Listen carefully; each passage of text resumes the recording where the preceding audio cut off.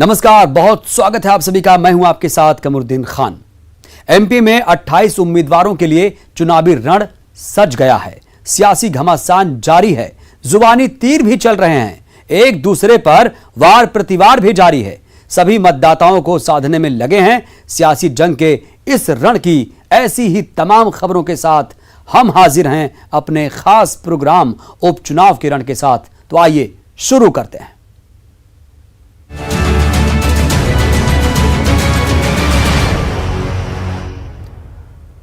बात रैली की। चुनावी रैलियों को हरी झंडी मिल चुकी है। चुनावी रैलियों को गृह मंत्रालय ने इजाजत दे दी है। बिहार चुनाव से पहले गृह मंत्रालय ने ऑर्डर जारी कर दिया है। 15 अक्टूबर से पहले राज्य सरकारें दे सकती हैं इजाजत। कंटेनमेंट जोन के बाहर चुनावी रैलियों को मंजूरी मिली है। कंटेनमेंट जोन में रैली नहीं हो सकती। Face mask, sanitiser, social distancing जरूरी होगी। और आपको याद दिला दें कि वो भी जो बंधन थी वो भी खत्म हो चुका है कि 100 लोग ही रैली में आएंगे। वो बंधन तो खत्म हो चुका है, लेकिन अब गृह मंत्रालय ने एक नया ऑर्डर जारी किया है। राज्य सरकारें इसकी इजाजत दे सकती हैं, यानी फैसला राज्य सरकारों पर छोड़ा गया है। 15 अक्टूबर से पहले इजाजत मिलेगी। फेस मास्क, सैनिटाइजर बहुत जरूरी रहेगा। बिना फेस मास्क, सैनिटाइजर के इस्तेमाल के आप नहीं आ सकते। चुनावी रैलियों को लेकर गृह मंत्रालय ने गाइडलाइन जारी की है। यह ऑर्डर जारी कर दिया गया है। तो जैसे जैसे चुनाव की तारीख नजदीक आती जा रही है, वैसे प्रदेश की सियासी फिजा में गर्माहट बढ़ने लगी। एक दूसरे पर पलटवार को लेकर कोई मौका नहीं छोड़ रहा। दोनों पार्टियां बीजेपी और कांग्रेस कोई मौका नहीं छोड़ना चाह रही। बीजेपी ने आज कमलनाथ के 15 महीने की गलतियां जनता के सामने गिनाई। कमलनाथ ने कहा कि आखिर उनकी सरकार की क्या गलती थी। इस पर बीजेपी ने आज गलतियों का पिटारा मीडिया के सामने खोल दिया। बीजेपी का आरोप है कि शिवराज सरकार की जितने भी लोकप्रिय योजनाएं थीं, उन सभी योजनाओं पर ताला लगाने का काम कमलनाथ की सरकार ने किया था और इसी वजह से उनकी सरकार गई। 15 महीनों के पाप कमलनाथ सरकार के, कांग्रेस सरकार के कितने भीषण थे, जिनको झेलना पड़ा, जिनको भुगतना पड़ा, वो जरूर इस बारे में बताएं। और ऐसे ही कुछ पाप हम भी गिनाने की कोशिश करते हैं, कुछ, क्योंकि सारे पाप तो हम नहीं गिना सकते, क्योंकि इतने सारे संख्या में इन्होंने कुकर्म धतकर्म सरकार के रहते कुशासन अराजकता का माहौल पैदा किया कि वो कोई एक बार में तो बता नहीं सकता। कमलनाथ जी, आप पूछ रहे हैं कि हमसे क्या पाप। कमलनाथ जी, दोषी हैं आप, क्योंकि किसानों के प्रति आपने किया है पाप। आपके राष्ट्रीय अध्यक्ष राहुल गांधी जी ने कहा था 10 दिन के अंदर कर्जा माफ, 10 दिन के अंदर कर्जा माफ सारे का सारा, और नहीं किया तो हम 11वें दिन मुख्यमंत्री बदल देंगे। वो वीडियो भी मीडिया के बीच में मौजूद है। लेकिन 15 महीनों में वो कर्जा माफ नहीं किया। पार्टी के साथ ही मुख्यमंत्री शिवराज सिंह चौहान कमलनाथ पर हमला करने का कोई मौका नहीं छोड़ रहे हैं। इंदौर के सांभर में मुख्यमंत्री शिवराज सिंह चौहान ने पूर्व मुख्यमंत्री कमलनाथ पर जोरदार हमला बोला। शिवराज सिंह ने कमलनाथ को रोतेला सीएम बताया। कहा, जब देखो रोते रहते थे। कमलनाथ रोते रहते थे, पैसा ही नहीं, हमेशा यही कहते रहते थे, लेकिन हमने रास्ता निकाला, विकास कार्यों को बंद नहीं होने दिया।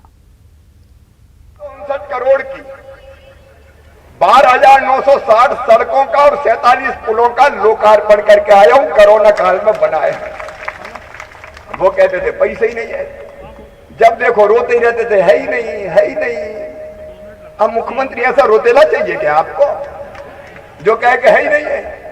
अब है ही नहीं तो तू कहे के लिए मुख्यमंत्री भैया। अरे नहीं है तो रास्ता निकाल। हमने रास्ता निकाला।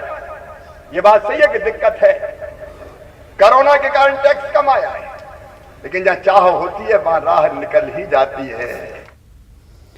मुख्यमंत्री शिवराज सिंह चौहान ने आज 13,000 ग्रामीण सड़कों का वर्चुअल लोकार्पण किया।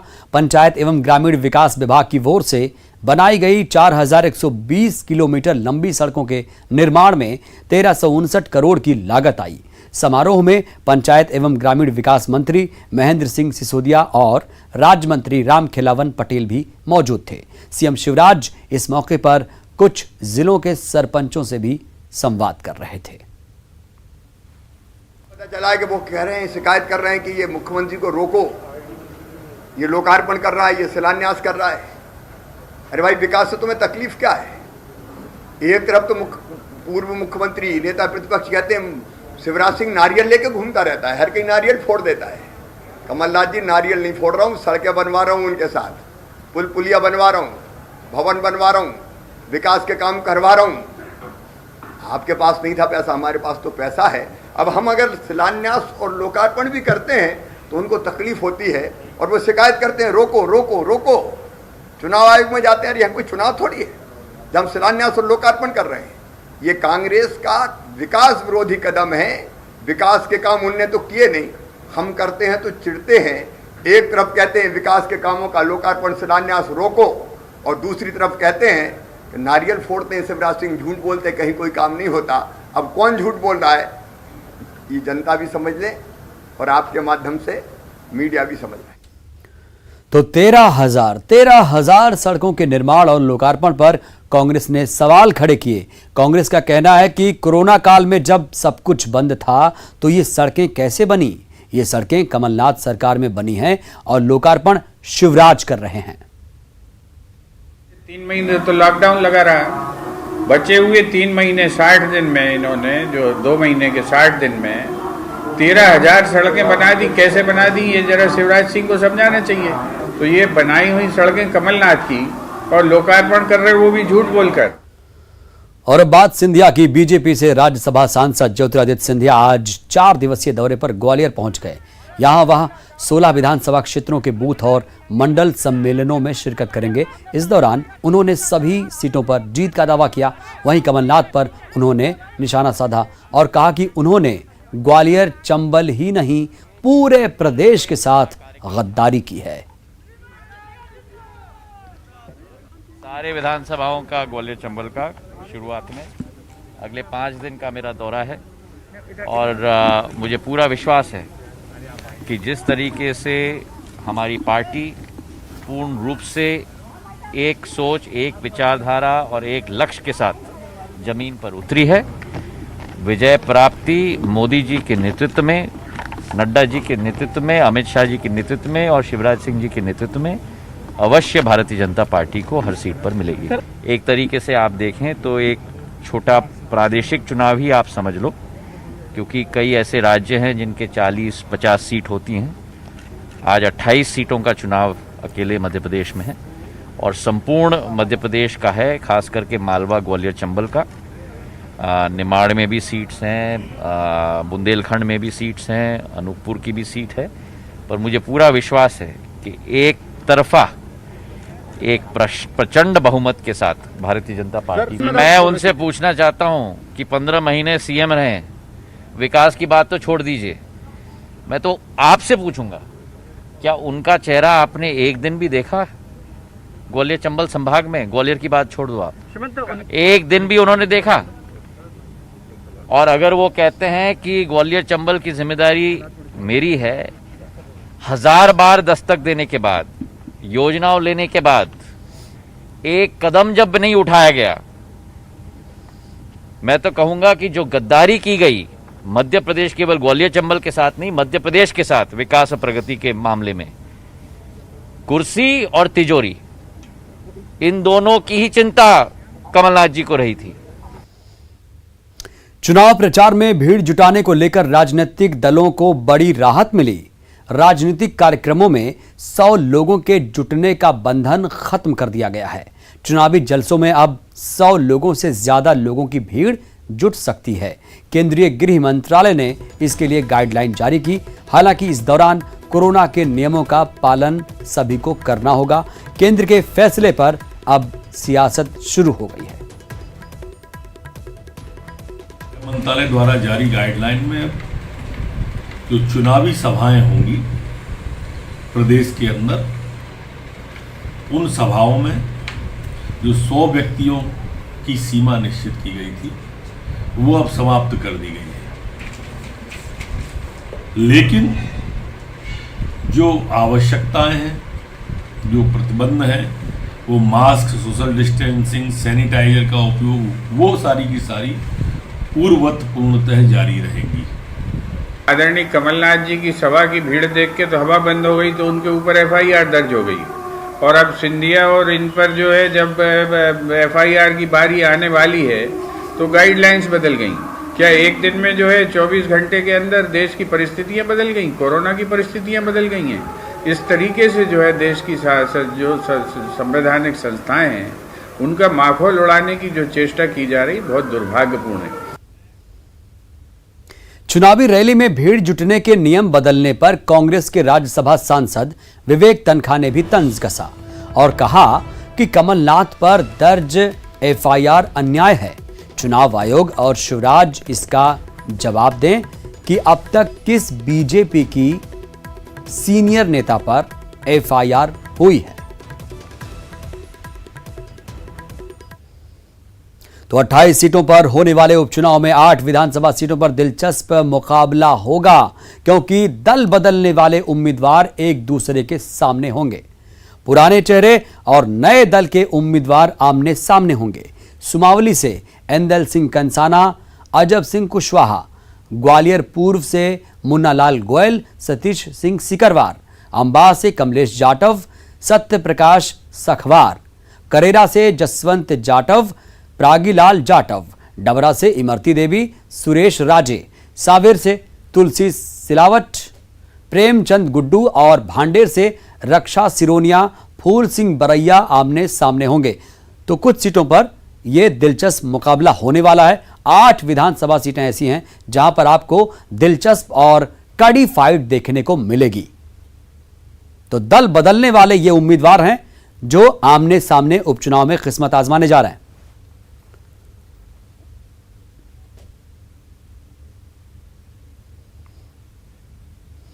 तो उपचुनाव लड़ने के लिए समाजवादी पार्टी को उम्मीदवार नहीं मिल रहे हैं। पार्टी ने चुनाव लड़ने के इच्छुक व्यक्ति से आवेदन मांगना शुरू कर दिया और इसके लिए एक व्हाट्सएप नंबर भी जारी कर दिया गया है।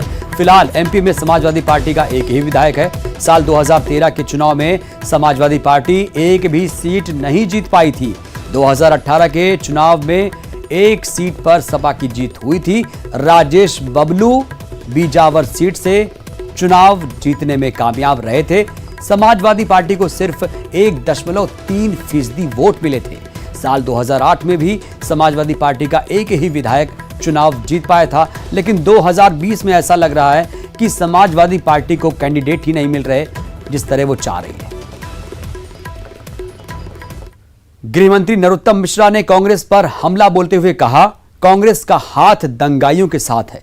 कांग्रेस को दलित की नहीं दलहित की चिंता है। देश तोड़ने वाली ताकतों के साथ कांग्रेस खड़ी हुई है। कांग्रेस का हाथ दंगाइयों के साथ। इनको दलित की चिंता नहीं है, कांग्रेस को दलहित की चिंता रहती है। देश तोड़ने वाली ताकतों के साथ हमेशा कांग्रेस खड़ी दिखाई दी है। भारत तेरे टुकड़े होंगे इंशाअल्लाह इंशाअल्लाह। भारत की बर्बादी तक जंग हमारी जारी रहेगी। अफजल हम शर्मिंदा है, तेरे कातिल जिंदा है कहने वाले लोगों से सबसे पहले पहुंचने वाले व्यक्ति राहुल गांधी थे। वही राहुल गांधी का हाथरस कनेक्शन निकला है।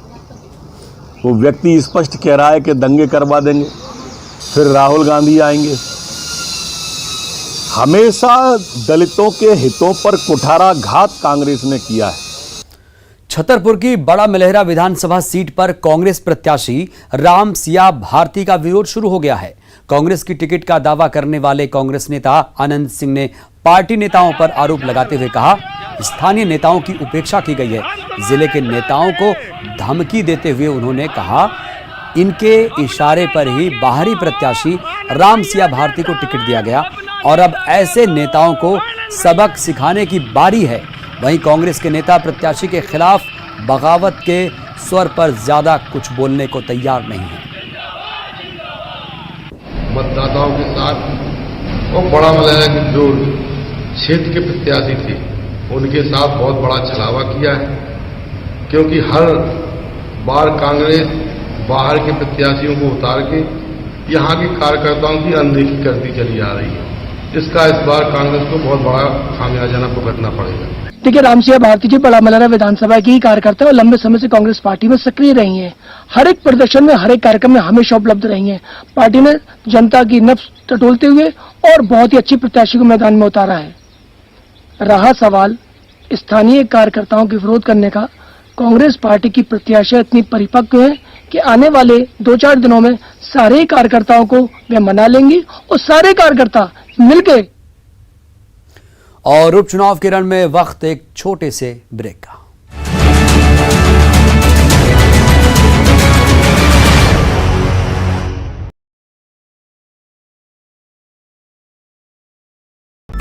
कोरोना की हर खबर देखते रहिए न्यूज़ 18 इंडिया पर।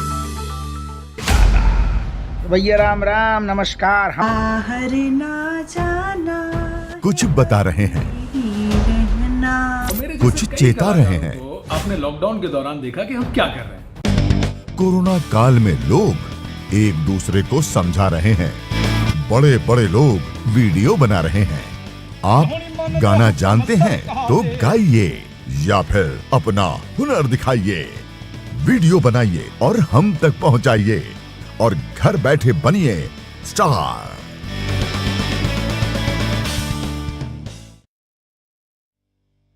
न्यूज़ 18 इंडिया आपका पसंदीदा नेशनल न्यूज चैनल उपलब्ध है टाटा स्काई के चैनल नंबर 519 और एयरटेल के चैनल नंबर 318 पर। कोरोना की हर खबर देखते रहिए न्यूज़ 18 इंडिया पर।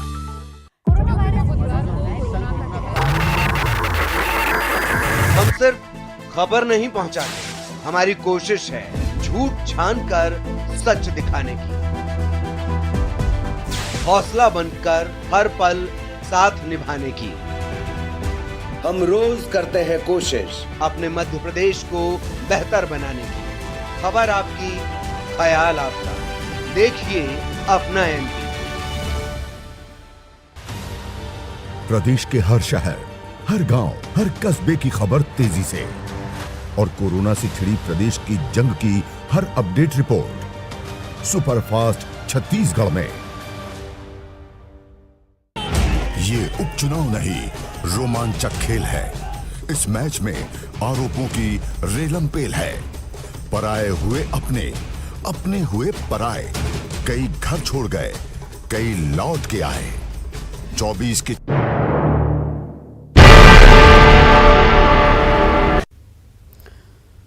कोकीन केस में रोजाना नए नए खुलासे हो रहे हैं। रायपुर पुलिस को इस मामले में एक और अहम सुराग मिला है कि ड्रग पैडलर और खरीदार कोकीन के लिए कोड वर्ड का इस्तेमाल करते थे। तो आखिर क्या है कोकीन का code word connection?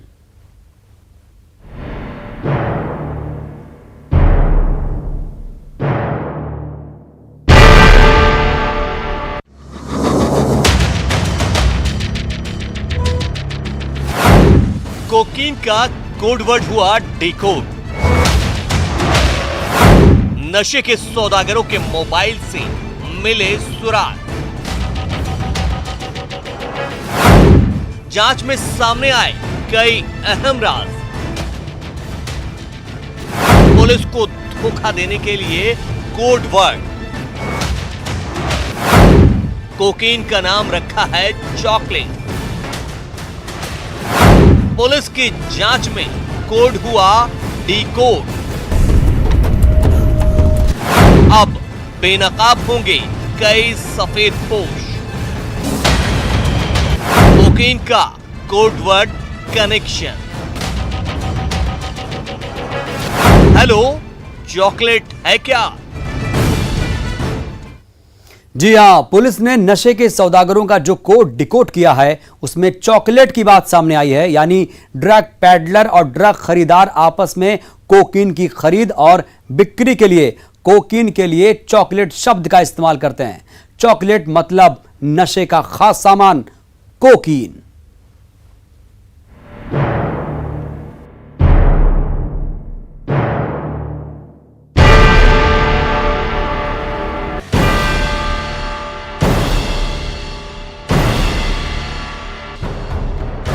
Hello, chocolate है क्या? हाँ, चॉकलेट आ गया है। कहाँ चाहिए चॉकलेट? चॉकलेट का रेट क्या है?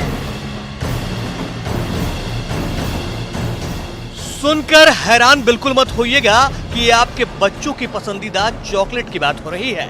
यहाँ तो उस चॉकलेट की बात चल रही है जिसे लेने के बाद इंसान अपना होशो हवास खो देता है, वो दूसरी दुनिया की सैर करने लगता है। जी हाँ, चॉकलेट मतलब ड्रग्स यानी कोकी। कोड वर्ड में ड्रग पैडलरों और ड्रग खरीदारों ने यही नाम दिया है। छत्तीसगढ़ में नशे के सौदागरों के गिरफ्त में आने के बाद पुलिस की पूछताछ में यह अहम खुलासा हुआ है। कुछ इसी अंदाज में ड्रग पैडलर और ड्रग के खरीदार आपस में बात किया करते हैं। हेलो, चॉकलेट है क्या? हाँ, चॉकलेट आ गया है। कहाँ चाहिए चॉकलेट? चॉकलेट का रेट क्या है? गिरफ्त में आए नशे के सौदागरों के 3 मोबाइल फोन की जांच के बाद पुलिस के हाथ ये सुराग लगे हैं। दरअसल राजधानी रायपुर में 30 सितंबर को पुलिस ने 17 ग्राम कोकीन के साथ 2 लोगों को गिरफ्तार किया था, जिसके बाद रोजाना नए खुलासे हो रहे हैं। पुलिस नशे के सौदागरों का पूरा नेक्सस खंगालने में जुटी है और रायपुर समेत कई शहरों में लगातार छापेमारी चल रही है।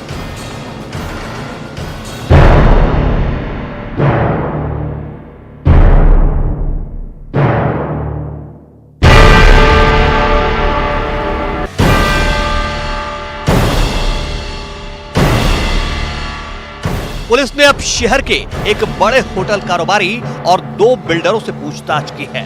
दरअसल राजधानी रायपुर के होटलों में भी ड्रग की सप्लाई हो रही है। पुलिस को नशे के सौदागरों से पूछताछ के दौरान ये क्लू मिले हैं, जबकि होटल कारोबारी के परिवार के लोगों की भी संलिप्तता सामने आई है। पुलिस इन पहलुओं पर भी तेजी से जांच कर रही है।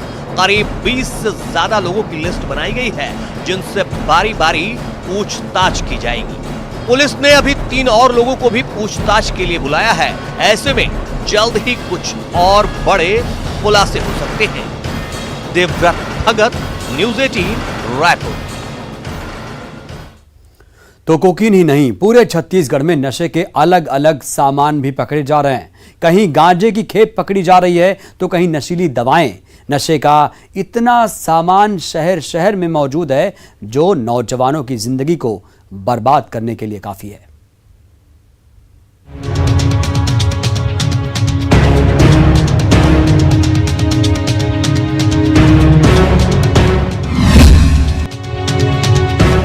ये तस्वीरें राजधानी रायपुर की हैं।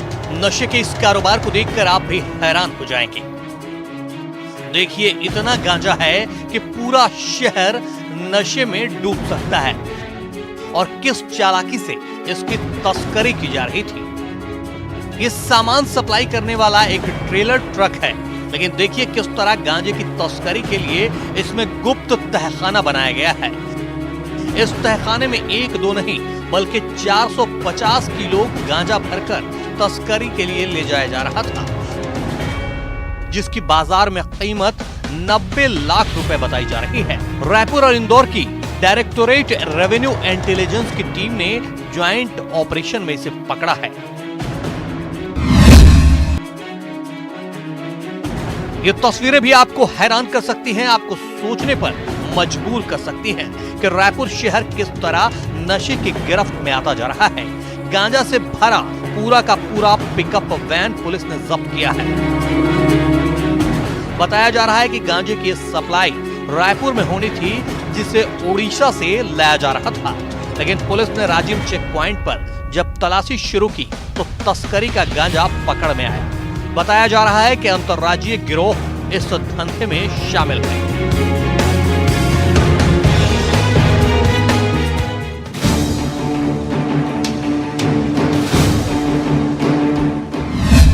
ये महासमुंद की तस्वीरें हैं। यहाँ भी नशे के सौदागरों की बड़ी खेप पकड़ी गई है।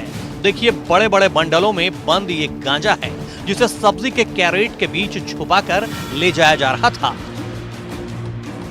8 क्विंटल के करीब ये गांजा है, जिसकी कीमत 1 करोड़ 62 लाख रुपए बताई जा रही है। पुलिस ने राजस्थान के रहने वाले आरोपी खालिद और साकिन हुसैन को गिरफ्तार किया है। ये माल भी ओडिशा के रास्ते महासमुंद पहुंचा था, जिसे राजस्थान में सप्लाई किया जाना था।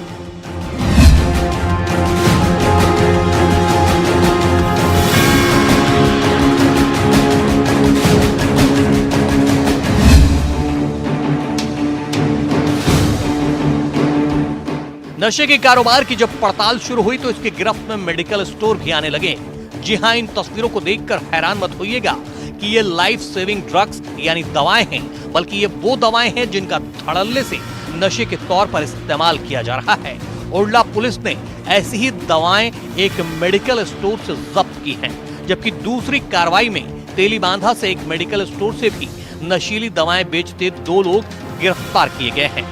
ये तस्वीरें रायपुर के मौदहा पारा की हैं। यहाँ भी नशे का वही कारोबार, दवा की आड़ में नशीली दवाओं का गोरख धंधा। पुलिस ने नशे के तौर पर इस्तेमाल किए जाने वाले टैबलेट के साथ एक आरोपी को गिरफ्तार किया है। नशे के लिए इस्तेमाल होने वाले 1500 टैबलेट पुलिस ने बरामद किए हैं और एक आरोपी शेख साहिल को गिरफ्तार किया है।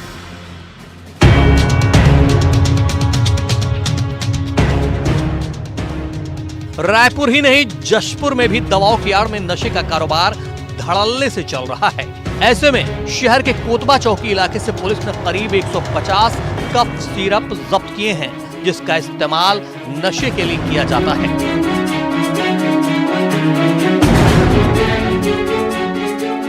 नशे के जब्त इन सामानों से यही जाहिर होता है कि रायपुर समेत छत्तीसगढ़ के तमाम बड़े शहर धीरे धीरे नशे की गिरफ्त में आते जा रहे हैं। पहले छोटे छोटे नशे से नौजवानों को नशे की लत लगाई जा रही है और फिर शहर में कोकीन जैसे खतरनाक ड्रग्स की भी सप्लाई की जा रही है। ऐसे में पुलिस और प्रशासन समेत सरकार की जिम्मेदारी है कि छत्तीसगढ़ को पंजाब की राह पर आगे बढ़ने से रोकने के उपाय करने होंगे, नहीं तो उड़ता पंजाब के बाद कहीं उड़ता छत्तीसगढ़ न बन जाए प्रदेश। Bureau report, news 18।